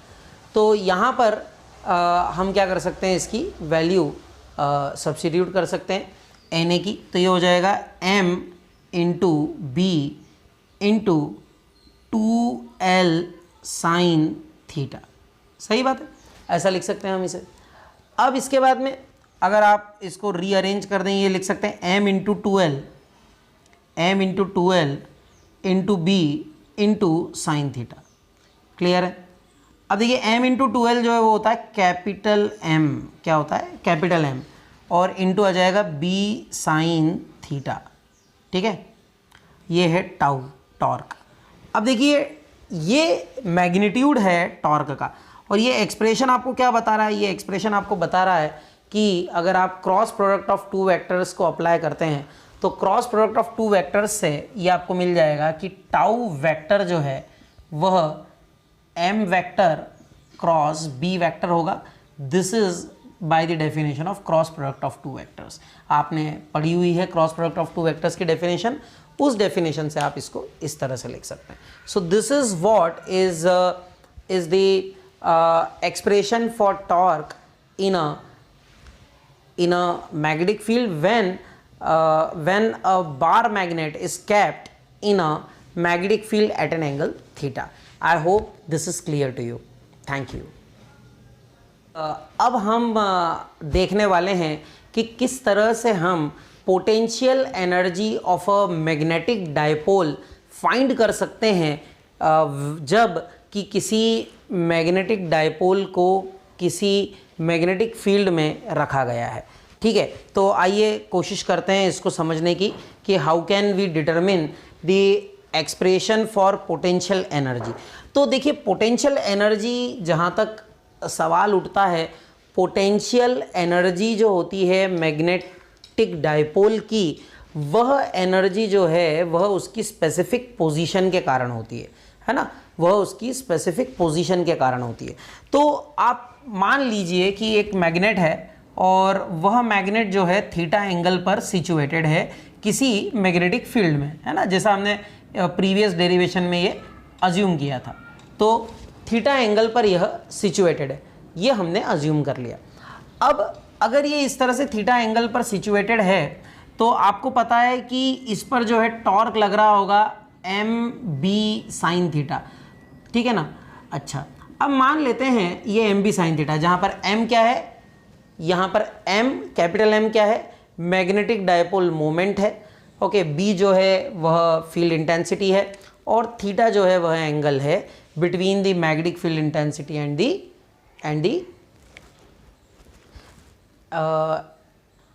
And capital M, ठीक है। अब हम यहाँ पर मान लेते हैं कि आपको इसको डी थीटा एंगल से क्या करना है, रोटेट करना है। You have to rotate it by angle d theta. तो अगर आपको डी थीटा एंगल से इसको रोटेट करना है तो आप देखिए आपको कुछ वर्क करना होगा। ये वर्क जो होगा वो क्या होगा, d W equals to force, है ना। यहाँ फोर्स नहीं होगा क्योंकि आप रोटेट कर रहे हैं, तो यहाँ टॉर्क लगेगा क्योंकि रोटेटरी फोर्स जो होता है या रोटेशनल मोशन में जो फोर्स होता है उसको हम क्या कहते हैं, टॉर्क कहते हैं। तो d W equals to tau d theta, ठीक है। अब डी कितना है, डी है M B sine theta d theta, ठीक है। ये आपका आ गया डी डब्ल्यू, है ना, ये स्मॉल वर्क डन आ गया। अब क्या होता है कि ये जो स्मॉल वर्क डन है आपको निकालना है टोटल वर्क डन। आप चाहते हैं कि इसको इनिशियल से फाइनल वैल्यू तक ले जाएं, तो टोटल वर्क डन के लिए आप क्या करेंगे, इंटीग्रेशन थीटा इनिशियल से थीटा फाइनल, ठीक है कि नहीं। तो ये हो जाएगा M B sine theta d theta बराबर है। अब इसको इंटीग्रेट करेंगे हम, तो देखिए डब्ल्यू ये वर्क डन हो गया और वर्क डन जो होगा वह एम बी तो कांस्टेंट है, बाहर आ जाएगा।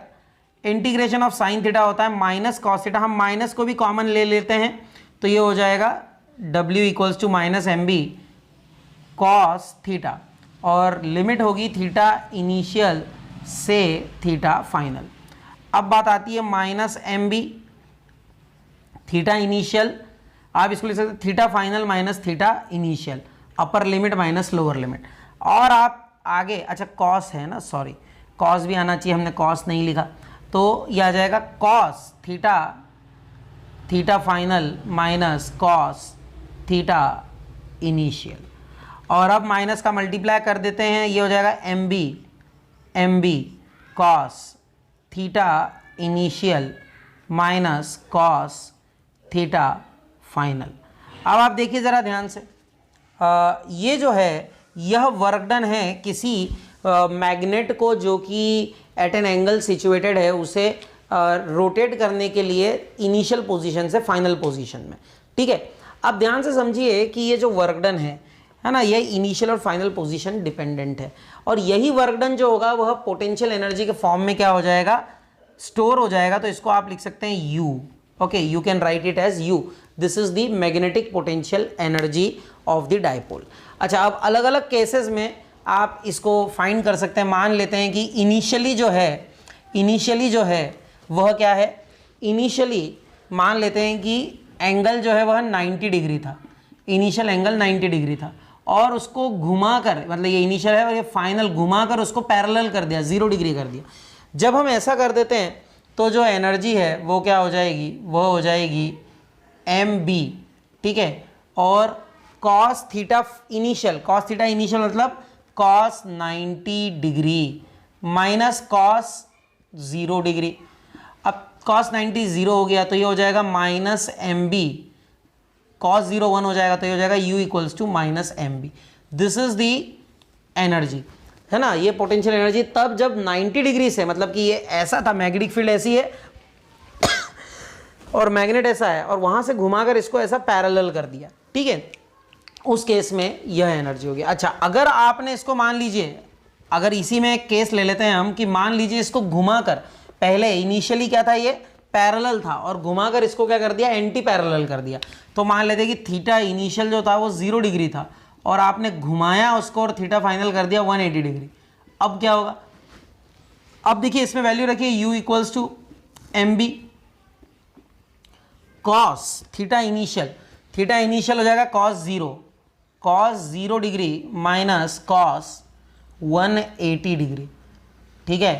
अब एम बी, ठीक है ना, cos 0 1 होता है और cos 180 माइनस 1 होता है, माइनस माइनस प्लस, तो ये हो जाएगा 2, 1 माइनस माइनस प्लस 1, ये हो जाएगा 2 MB। तो ये जो है यह एक्सप्रेशन है किसका, मैग्नेटिक पोटेंशियल एनर्जी का। ऐसे और भी केसेस आप अलग अलग एंगल्स लेकर कर सकते हैं। I hope this is clear to you, thank you friends. अब हम प्रूव करने वाले हैं कि कैसे एक सोलेनॉइड जो होती है वह एक बार मैग्नेट की तरह बिहेव करती है।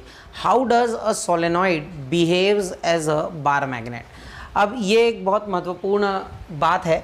देखिए क्या होता है, सोलेनॉइड होती क्या है, तो एक करंट कैरिंग कॉइल जो होती है वह उसे हम सोलेनॉइड कहते हैं, और वह बार मैग्नेट की तरह क्या करती है, एक्ट करती है। It acts as a bar magnet. कहने का मतलब क्या है, कहने का मतलब यह है कि उसकी भी मैग्नेटिक फील्ड उसी पैटर्न पर होगी, उसी तरह होगी जिस तरह बार मैग्नेट की होती है। तो हमें ये प्रूव करना है एक्चुअली। तो यह प्रूव करने के लिए हम क्या कर रहे हैं, हमने एक सोलेनॉइड कंसिडर किया है, और इस सोलेनॉइड के कारण हम एक एक्सियल पॉइंट पर मैग्नेटिक फील्ड इंटेंसिटी फाइंड करेंगे। और एक्सियल पॉइंट पर मैग्नेटिक फील्ड इंटेंसिटी फाइंड करने के बाद हम बताएंगे कि वह मैग्नेटिक फील्ड इंटेंसिटी उसी पैटर्न पर है जो कि एक बार मैग्नेट का पैटर्न है। और अगर ऐसा होता है तो आप बड़ी आसानी से कह सकते हैं कि एक्चुअली एक मैग्नेटिक फील्ड, एक जो सोलेनॉइड है, करंट कैरिंग कॉइल है, वह क्या करती है, वह मैग्नेट की तरह क्या करती है, एक्ट करती है। फ्रेंड्स अब आप देखिए यहाँ पर कि ये जो बार मैग्नेट है, ठीक है ना, या ये जो सोलेनॉइड है, इसमें कुछ हमने क्वांटिटीज़ ली हैं, फिजिकल क्वांटिटीज़ हमने अज्यूम की हैं, वो मैं आपसे बात करता हूँ। जैसे कि ये जो लेंथ है इसकी वो 12 ली है, ठीक है, length of the solenoid is 12। इसमें जो करंट फ्लो हो रहा है इसका मैग्नीट्यूड हमने I लिया हुआ है। I is the magnitude of the current which is flowing. A जो है इसकी रेडियस है, radius of this solenoid is A, ठीक है। इसके अलावा जो है हम यहाँ पर n जो है स्मॉल n, इसको number of turns per unit length मान रहे हैं। नंबर ऑफ टर्न्स हैं ये per unit length of the solenoid, मतलब unit length of the solenoid में कितने टर्न्स हैं वो हमने क्या लिए हैं, स्मॉल n लिए हुए हैं, है ना, that we have taken small n। तो ये पूरा कंसिडरेशन है, ठीक है।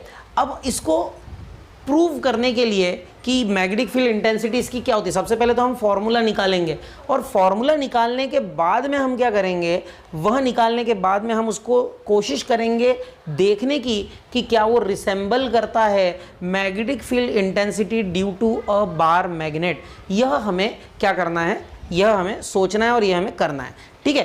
तो आइए इसको समझने की कोशिश करेंगे। पॉइंट P पर अगर हमें मैग्नेटिक फील्ड इंटेंसिटी निकालना है इस बार मैग्नेट, इस सोलेनॉइड के कारण, तो सबसे पहले देखिए हमने यहाँ पर एक छोटा सा रीजन, एक स्मॉल विड्थ dx का रीजन हमने अज्यूम किया है, ठीक है। आपको पता है ये इंटीग्रेशन के माध्यम से होगा, तो हमने ये रीजन अज्यूम किया है और इसकी विड्थ dx है, ठीक है ना।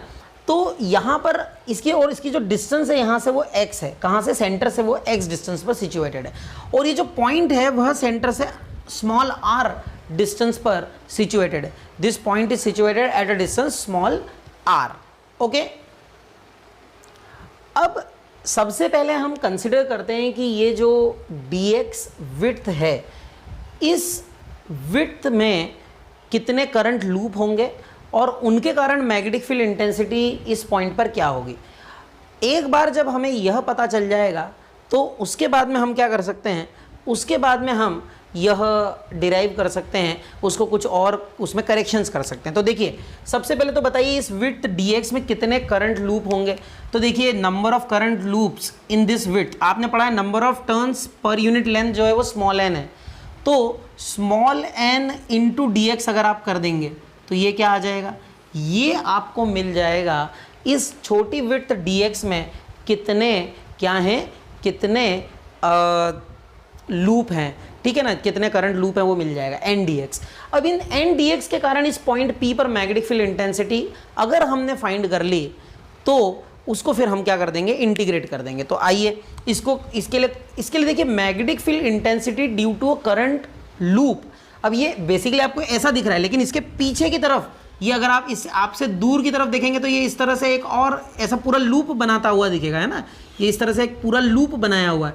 तो आपको देखना है, आपको ये देखना है कि भाई इसके कारण मैग्नेटिक फील्ड इंटेंसिटी कितनी आ रही है ना। तो वो मैग्नेटिक फील्ड इंटेंसिटी हमें क्या करना है, लिखना है पॉइंट पी पर। तो देखिए वह मैग्नेटिक फील्ड इंटेंसिटी हो जाएगी dB, समझिएगा। मैग्नेटिक फील्ड, ये फॉर्मूला है magnetic field intensity due to a current loop at a point which is situated on the axis. तो देखिए magnetic field intensity dB equals to, अब आ जाएगा म्यू नॉट अपॉन 4π। फॉर्मूला लिख रहा हूँ पहले मैं, देखिए फॉर्मूला क्या होता है, यहाँ लिख देता हूँ। Magnetic field intensity due to a current loop का फॉर्मूला होता है म्यू नॉट अपॉन 4π, ठीक है, 2π IA square upon A square plus x square whole power 3/2, ये फॉर्मूला होता है, ठीक है। A उसकी रेडियस होती है और x जो है ये डिस्टेंस होती है, ठीक है। अब इसी कॉन्टेक्स्ट में, इसके कॉन्टेक्स्ट में हम इसको कन्वर्ट कर लेंगे। तो म्यू नॉट अपॉन 4π, 2π तो आपका, क्योंकि ये देखिए 2π तो लिखना ही पड़ेगा आपको, और ये 2 तो ठीक है, पाई A स्क्वायर इसका एरिया है बेसिकली, तो ये पाई A स्क्वायर आ जाएगा, ये हमने लिख दिया। लेकिन यहाँ इसके साथ में चाहिए नंबर ऑफ टर्न्स, ठीक है। तो कितने टर्न्स हैं, तो वो हैं NdX, ये करंट लूप है एक्चुअली, NdX इतना हो गया 2π A स्क्वायर NdX। चलिए इतनी बात तो हो गई। अब इसके बाद में है A square plus x square. तो देखिए जहाँ तक सवाल उठता है इसका, तो ये तो A स्क्वायर है, ये तो हमें समझ में आ गया कि ये A स्क्वायर है, प्लस x स्क्वायर की अगर हम बात करते हैं तो x क्या है, तो देखिए x मतलब है ये डिस्टेंस इस लूप से इस पॉइंट की, वो कितनी होगी, ये होगी वो। तो देखिए यहाँ से यहाँ तक r है और यहाँ से यहाँ तक x है, तो ये हो जाएगा r माइनस एक्स। तो इसको हम लिख सकते हैं r माइनस एक्स का होल स्क्वायर। आई बात समझ में। अच्छा, इसमें एक चीज़ मिसिंग थी, वो है करंट। मैंने करंट नहीं लिखा, तो हम करंट लिख देते हैं। तो ये हो जाएगा mu not upon 4π 2π A square NdX I upon A square plus r minus x whole square. इस तरह से हमने यह एक क्या कर लिया, इस पर्टिकुलर विड्थ में के कारण मैग्नेटिक फील्ड इंटेंसिटी लिख ली, ठीक है। अब टोटल मैग्नेटिक फील्ड इंटेंसिटी लिखने के लिए क्या करेंगे, देखिए इसके लिए सोलेनॉइड की अगर निकालना तो आपको within the appropriate limits क्या करना होगा, इंटीग्रेट करना होगा। You have to integrate it within the appropriate limits. तो आइए within the appropriate limits इसको इंटीग्रेट कर देंगे। तो इंटीग्रेट करने के लिए आपको लिमिट्स जो चाहिए, वो लिमिट्स क्या लेंगे आप बताइए अब ज़रा यहाँ। अच्छा, लिमिट्स लेने के पहले कुछ और अप्रॉक्सीमेशंस अगर आपको लगते हैं तो वो अप्लाई कर सकते हैं, है ना। तो इन अप्रॉक्सीमेशंस की सीरीज़ में हम एक मान सकते हैं कि r is extremely greater than x, और मान सकते हैं कि r is extremely greater than a। ये दो अप्रॉक्सीमेशंस अगर हम ले लेते हैं यहाँ, तो आप देखिए मैग्नेटिक फील्ड इंटेंसिटी हो जाएगी dB equals to mu not upon 4π, ठीक है, और ये हो जाएगा 2π A square NdX into I upon A square, ठीक है, A square plus r minus x का होल स्क्वायर। अब देखिए आपने r ग्रेटर देन x माना है, तो r माइनस एक्स भी r हो जाएगा, और r square plus a square भी r स्क्वायर हो जाएगा। तो बेसिकली ये सब हटा के आप केवल लिख सकते हो r स्क्वायर, और इसकी पावर हो जाएगी 3/2। इससे ये कैंसिल हो जाएगा, तो यहाँ आ जाएगा आपका r³। तो ये जो पूरा जो एक्सप्रेशन है यह रिवॉल्व कर रहा है इस पर्टिकुलर फैक्ट पर कि ये यहाँ पर r³ लिख देते हैं हम। ये आपका सिंप्लीफाइड एक्सप्रेशन आ गया है ना, r³ यहाँ लिख देते हैं, ये सिंप्लीफाइड एक्सप्रेशन आ गया। अब इस सिंप्लीफाइड एक्सप्रेशन में आप देखिए mu not upon 4π 2π A square NdX I upon r³, ये हमने जब लिख दिया तो एक बात तो आपकी बिल्कुल क्लियर हो गई, ये मैग्नेटिक फील्ड इंटेंसिटी आ गई। और इसको अब आप इंटीग्रेट कर दीजिए, ठीक है, इसको आप इंटीग्रेट करेंगे अगर, तो ये पूरी सोलेनॉइड के लिए आपको मिल जाएगा। तो कैसे करेंगे इंटीग्रेट, लिमिट चाहिए होगी आपको -L से +L की, क्योंकि इस पूरे के कारण निकालना है आपको। तो ये dB है, मैग्नेटिक फील्ड इंटेंसिटी लिखने के लिए आप करेंगे इंटीग्रेशन dB, और इंटीग्रेशन dB हो जाएगा it is equals to integration -L to +L और म्यू नॉट अपॉन 4π। अच्छा देखिए 2π से ये कर दें तो 2 बचेगा, ठीक है, तो ये आ जाएगा म्यू नॉट अपॉन 2, और ए स्क्वायर आई ए स्क्वायर एन डी एक्स, ठीक है, और अपॉन में आ जाएगा आर क्यूब, ठीक है, अपॉन में आ जाएगा आर क्यूब, ठीक। अब इसको आगे अगर आप सॉल्व करेंगे, देखिए बाकी सब कांस्टेंट है ना, बाकी सब कांस्टेंट चल रहा है इसमें, ठीक, बाकी सब कांस्टेंट चल रहा है इसमें, केवल जो है आपका dx ही वेरिएबल है। तो आप इन सबको बाहर ले लीजिए, मैग्नेटिक फील्ड इंटेंसिटी हो जाएगी B is equal to mu not upon 2 NIA square upon R cube, और ये हो जाएगा इंटीग्रेशन dx हो जाएगा x, और ये आ जाएगा -L से +L, ठीक है। अब आगे बढ़ते हैं, आगे इसको सॉल्व अगर हम करेंगे तो ये हो जाएगा B इज़ इक्वल टू है ना, और ये आ जाएगा mu not upon 2 NIA square upon R cube, और L माइनस प्लस L, तो ये 2L हो जाएगा, ठीक है, 2L हो जाएगा, ये क्लियर है इतना। अब अगर आप इसको अरेंज करने की कोशिश करें, इसको थोड़ा सा और व्यवस्थित जमाएं, देखिए अब आपको क्या करना है, इस मैग्नेटिक फील्ड को उसी पैटर्न पर जमाना है, उसी पैटर्न पर अरेंज करना है जिस पैटर्न पर एक्चुअली एक बार मैग्नेट की मैग्नेटिक फील्ड इंटेंसिटी रहती है। तो ये हो जाएगा B is equal to mu not upon, ठीक है, म्यू नॉट अपॉन, अब मैं इसको थोड़ा सा कुछ टर्म्स में इसमें ऐड कर देता हूँ, जैसे मैंने लिखा म्यू नॉट अपॉन 4 पाई, मैंने 2 यहाँ ले लिया, इधर 2 का मल्टीप्लाई कर दिया, इधर 2 का मल्टीप्लाई कर दिया, 2 से डिवाइड कर दिया, 2 और पाई भी लिया है तो 2 पाई, और ए स्क्वायर भी ले लेते हैं NI, ठीक है, या ज़रूरत नहीं पड़ेगी क्योंकि हमने यहाँ से ले लिया है ना, ये 2 यहाँ से ले लिया, ठीक है। Okay, so in this expression if you will see here, you see 2 into n, n क्या है, number of turns per unit length, 2L क्या है, 2L लेंथ हो गई है ना,